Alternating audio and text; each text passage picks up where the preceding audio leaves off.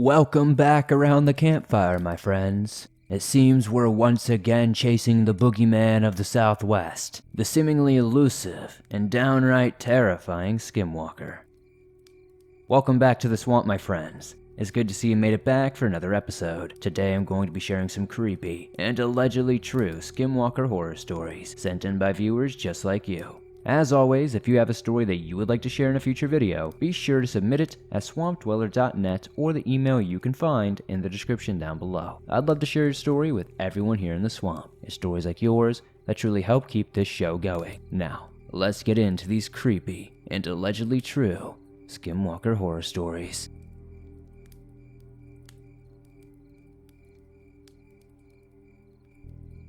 This is the story of when I had an encounter with what I assumed to be a Skinwalker.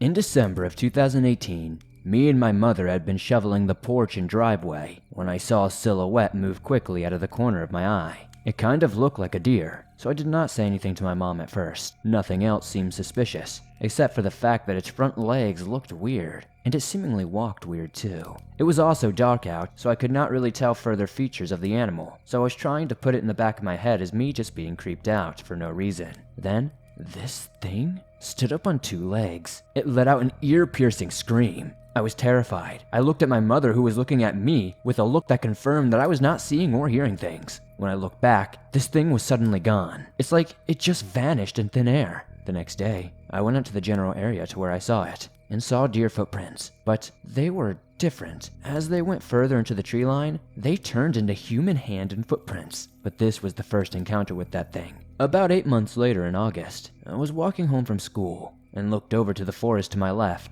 I did this every so often, because if by chance, you could see some deer in the field grazing. I look over and immediately wish I did not. I saw a half-deer, half-man thing stand up in the middle of a group of deer. Now that I really think back on it, it reminds me a bit of that scene from Percy Jackson, where the Minotaur gets up in the middle of a herd of cows and charges at them. Back to my story though. So, me and it are looking at each other, and like the last time I saw the similar creature, it let out this weird scream, like an elk mixed with the souls of hell. My blood quickly ran ice cold. I book it back to my house and see it running towards me. I say screw it and run to the nearest person's house and knock vigorously on their door. A man in his late 20s, early 30s opens the door and immediately ushers me in. He asks me what the hell I'm doing alone in the middle of rural Michigan, so I tell him about that thing that was chasing me. Suddenly, we see a silhouette of a man-like figure that could be at least 8 feet tall if I had to guess, standing at the window. Luckily for us, it could not see in the window, since all the blinds were closed, so we stayed quiet until this thing left. Not trusting that it actually left, the guy let me call my mother, and she came to pick me up. It was definitely a weird experience. My mother was infinitely worried for my mental being, and paid for a therapist and drove me to school from then on. This confused me, since I lived in an enclosed Michigan community and have never heard or seen anything like that. After doing some research, I learned about the Dogman and Skinwalkers and other cryptids, which seem to mostly live in the West, but apparently they've been spotted in southern and eastern Michigan, which scared me even further. I am 14 now, and it still infects my nightmares.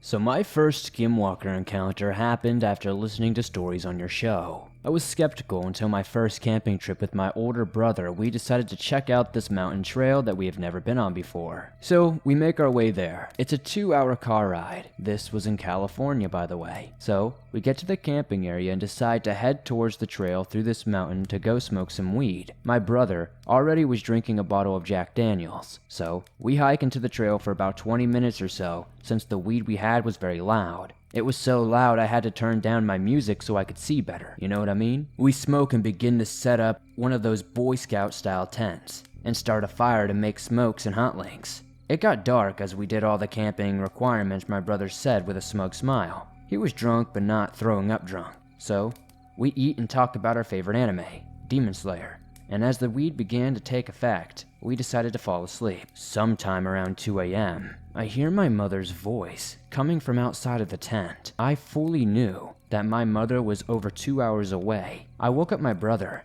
It took a little bit because he was pretty drunk. He mumbles, "What, do you have to go pee?" Until I tell him I hear Mom outside, and he listens and just says, "What the hell?" My brother has a concealed gun. He loves to carry it. He rushes up and dashes out of the tent and starts screaming, "Whoever's messing with us, I'm armed. Don't mess with us or I'll shoot." The sound we hear right after that is something that'll be in my mind forever. It was like a woman screaming mixed with what I can only guess a bear's roar would sound like. My brother, drunk, does the dumbest thing possible. He shoots in 4 directions, which is the stupid, most dangerous thing I know. Realizing what he did, he tells me we need to get our stuff and leave. With a shaky voice, I was already scared and terrified and just agreed with him. It was not normal to see my big brother so shaken up either. This man got into a fight with 3 guys and only walked away with a black eye and skinned knuckles. He was not scared of anything, so we packed up the camp and began walking, or I should say running, to his car. We loaded up faster than I can even click on one of your videos. As we got in the car, I see this pale figure with yellow eyes behind the trees, and I realized I cannot talk and begin to cry quietly. My brother did not seem to notice. I slowly grab his arm and he sees it too. We just looked there, a bit confused. This thing is just standing there at the edge of the tree line. It was pretty tall, honestly. We drive all night to get back home, not saying anything for at least 2 hours. We get home around 5 or 6 a.m. and neither of us said a word as we walk inside and go to our rooms. The next day, I tell him about a Skinwalker and I introduced him to your channel. He just decided to do his own research. About a week ago, I started hearing really loud, scratching noises outside of my room at night. I was too scared to look out my window and too scared to even, call my brother for help. The scratching eventually stopped. I'm not sure how long it lasted, but it's done this about 2 or 3 times now. I do not know what it is. I don't know if Skinwalkers do this type of thing, but from all the stories I've heard you share, I think that my story might be in line with this. I will let you know if it comes back again. I have set up my webcam pointing down outside my window just in case something comes by.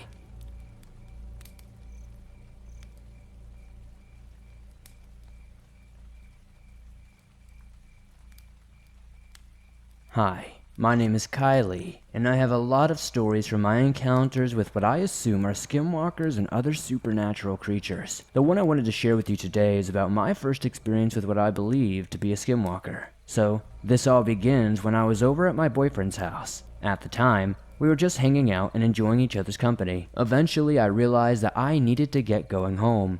So I said my goodbyes and started walking out to my car. As I walked out into the driveway, I got the strangest feeling that something was watching me. So I start to walk a bit faster, and that is when I saw it. At first, I had absolutely no idea what it was. It was standing in front of my car looking at me. This thing, this creature, was downright massive. Easily about 7 or 8 feet tall if I had to give an educated guess. It had these terrifying, red eyes that still haunt my dreams. Also, it had long fingers that almost looked more claw-like than a hand. This thing was skinny and looked malnourished, like it had not eaten in months. I honestly had no idea as what to do in this situation. It is not like you run into the boogeyman on a normal day. I obviously didn't want to look away from this thing, as I was terrified that it would kill me, so I just stared at it, practically mesmerized, for what easily felt like hours. Just a few minutes go by, and this thing starts slowly inching its way closer to me. At this point, I began to shake like a leaf in the wind. I had no idea if I was going to be mauled or even worse, be killed. The thing got closer to the light, and I was finally able to see what this thing truly looked like. I was absolutely horrified as it looked directly into my eyes. It let out a demonic scream and ran away inhumanly fast. The moment it ran out of sight, I ran to my car and started driving home as fast as I possibly could. After a few moments of driving, I realized that this thing was now following me, so I called my brother and told him what had happened, and he said he knew exactly what this thing was. He said it was a skinwalker, and he told me exactly what I needed to do. He said that he would stay on the phone with me, and that he would be outside with a gun, waiting, and when I got home it stopped following me, but it was still close by. I think that it's been following me ever since, just outside of my eyesight. I never feel safe anymore. Can anybody please give me some advice down in the comments below as what to do? Hey Swamp Folk, today's video has been once again sponsored by my good friends over at Audible. If you're not familiar with Audible, Audible is the world's largest provider of spoken word entertainment all in one place. At Audible, you can find the world's largest selection of audiobooks. There are thousands upon thousands of epic titles, going from comedy, romance, suspense, true crime, science fiction, fitness, wellness, pretty much anything you could possibly want to look into. It's all there. Not only that, Audible also has awesome stuff like all of your favorite podcasts, all right there as well. So not only can you get your favorite audiobook titles, but you can also listen to your favorite podcast all in one app. Plus, new members can try Audible Plus for 30 days absolutely free. I absolutely love Audible, and recently I've been listening to American Predator, The Hunt for the Most Meticulous Serial Killer of the 21st Century, written by Maureen Callahan and narrated by Amy Landon. Honestly, this is an epic 9-hour-long audio production. It's won the best book of 2019, 10 books that you need to read in July on the Washington Post, and has landed on several other publications. A lot of people know about Ted Bundy, John Wayne Gacy, Jeffrey Dahmer, and many other notorious serial killers, but a lot of people don't know about Israel Keys. Keys would go to remote locations all over the country, usually state and national parks, and choose his victims. Be sure to visit audible.com/swamped or text swamped to 500-500 to join me in listening to American Predator and thousands of other titles on audible.com. Once again, that's audible.com/swamped or text swamped to 500-500. Now, back to the stories.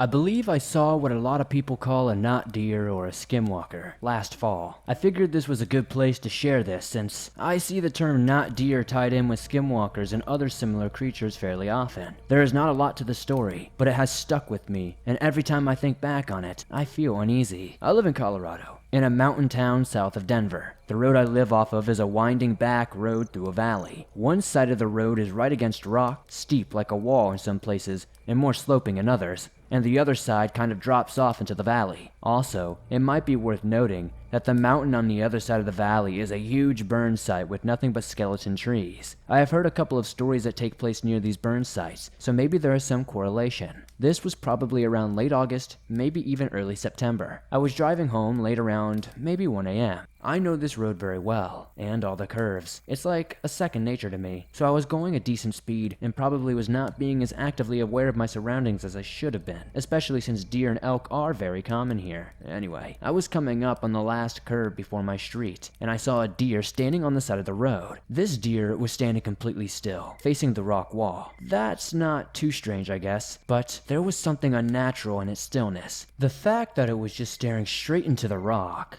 nowhere it could go, nowhere it could hide, was just odd to me. But what has stuck with me is the feeling I immediately got upon seeing it. Just this ungodly pit in my stomach. It felt like my heart stopped. And this was not this "oh crap, the deer on the side of the road surprised me" kind of stomach pit. This was an absolute feeling of dread, of terror. It also seemed like there was something just off about the deer. For the life of me, I cannot picture it in my head or pinpoint what it was, but something proportion-wise was wrong. Like maybe its legs were a little too long or its torso was stretched out. I'm not entirely sure. I did not have time to really react other than just slow down a bit as I just kept driving. As I rounded the curve, I literally could not take my eyes off the rearview mirror, and the thing did not move at all. Not a flinch, nothing. Just stone still. Even after it was behind the curve and I could not see it anymore, I could not peel my eyes off the rearview mirror. I pulled into the garage and hit the garage door closed before I had even parked. When I got out of the car, I could not stop myself from running up the stairs. I could not shake the feeling of dread, like I was in danger. I'm not by any means superstitious. I like stories about cryptids and I think they are super interesting, but I have never actually believed in any of that stuff. But since that night, as short-lived as that encounter was, if there is even anything supernatural about it, I think I am now a full-on believer. I know in my gut that was just not a normal deer. It is also worth noting that after I told my friend who was visiting about the experience, she also admitted that the year before when she visited for the first time, she felt a similar dread in the pit of her stomach as we approached that same exact spot. It seems like the term knot deer is rather new, and there are not a whole lot of stories and sightings of them, but from what I have read, I am led to believe that is what I saw that night, and they are eerily similar to skinwalkers and tall deer and such stories like that.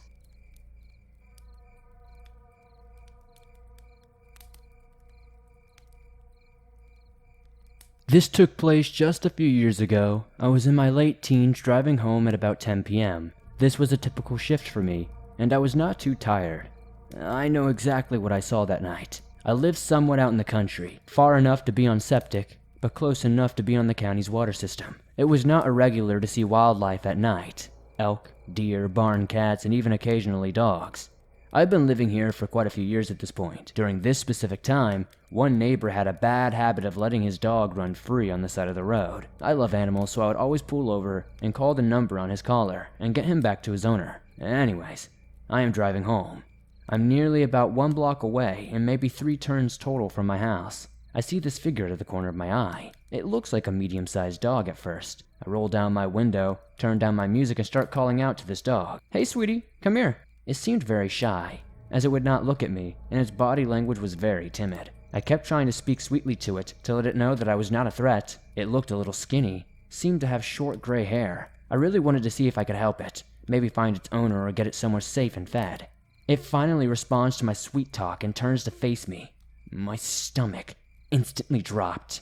This is probably going to sound crazy, but it had a human face. The best way I could describe it was that of a Teletubby. I really wish there was another way to describe it for the sake of my credibility, but it just had no distinctive features, and its head was still shaped like a dog. It did not make any faces, any noises, and it did not speak either. I was so taken aback and surprised that I screamed, "What the hell?" and sped off. I was even more scared because my house has a gate that I need to open to get inside, and I did not know if this thing was following me or anything. I never did look back, and it did not appear to be chasing me after when I sped off. I feel bad about it to this day. I wish I did not react the way I did, but I do not know if I was in danger or what. Seeing something like that, something you cannot explain, is the hardest thing to try and express via text. I do not know how to further explain it, but I really cannot stress enough how it did not make any facial expressions, noises, speech, or anything.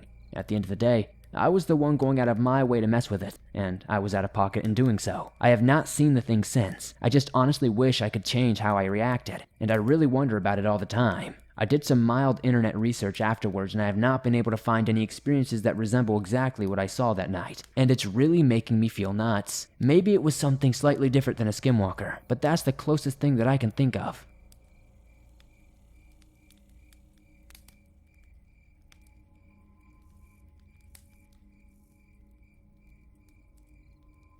I just wanted to submit my story. This is a true story that happened to me when I was around 11 years old, and I don't care who believes it or not. I was home alone with my older brother and sister. My parents were not home at the time. I cannot remember where they went, but I guess that's not really important. My sister was in her bedroom, and my brother was on his computer a couple of rooms away. I was in the living room by myself. We have a lot of dogs, but for some reason, only one of them was outside. I don't remember what led up to me going outside to let her in, but I think it was about to start raining or something along those lines. Our garage leads to our backyard, so I go into the garage and out to the yard, so I'm standing in the doorway. I don't see my dog anywhere. Our yard is 2 acres, so I thought nothing of it at first. I step a little bit further out of the doorway and look for her. Her name is Chloe. That will be important to the story in just a minute. We have this big concrete block outside the garage doorway, acting as a sort of step as our garage is slightly elevated. I step out of the doorway, now standing on the concrete, and call out her name, "Chloe." I don't see her anywhere. This was very unusual for her, as she's very sweet and a very energetic dog, and always comes running when she so much as sees you. She would always come when called. I called her name again and again, but I still don't see or hear her. I'm slightly confused at this point, but then I hear what sounds like clapping you do when you're calling a dog. I stiffen tightly. It sounds like it's coming from the other side of the house. After it stops, I slowly step off the concrete block and onto the grass, and look at the side of the house where I heard the clapping. There was absolutely no one or nothing there. None of our neighbors were even outside, and they're pretty far away, so I don't think I would hear them clapping unless it was very, very loud.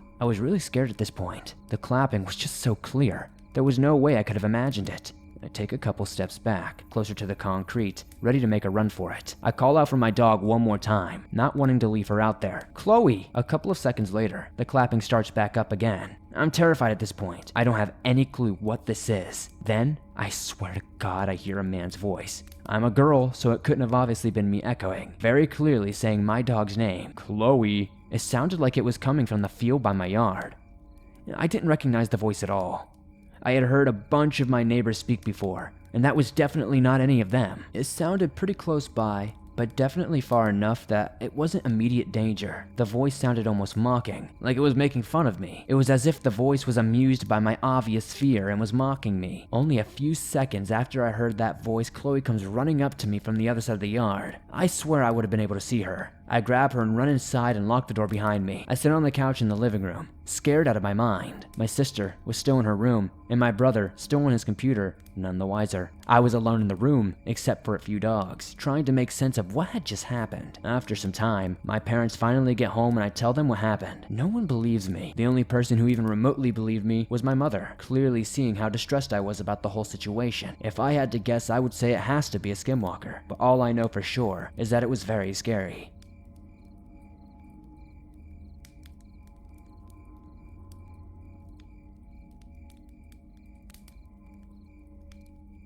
Thanks for listening to these creepy and allegedly true Skinwalker horror stories sent in by viewers just like you. If you enjoyed these stories, please be sure to hit that like button as it helps me out a ton. The more likes this gets, the more YouTube promotes it in their algorithm. If you're listening to this on iTunes or another podcast platform, please give this episode a 5-star rating as it helps me out a ton over there. If you're new to the swamp, why not join us? Hit that subscribe button and be sure to turn on notifications as I upload almost every single day on all things natural and supernatural, and you're not going to want to miss an episode. If you have a story that you would like to share in a future video, whether it's an encounter with a Skinwalker or something else, be sure to submit it at swampdweller.net or the email you can find in the description down below. I'd love to share your story with everyone here in the swamp. It's stories like yours that truly help keep this show going on a daily basis. If you're on the go and want to download and bring your favorite Swamp Dweller scary stories with you wherever you are, but don't have YouTube Premium, you can download them absolutely free from iTunes,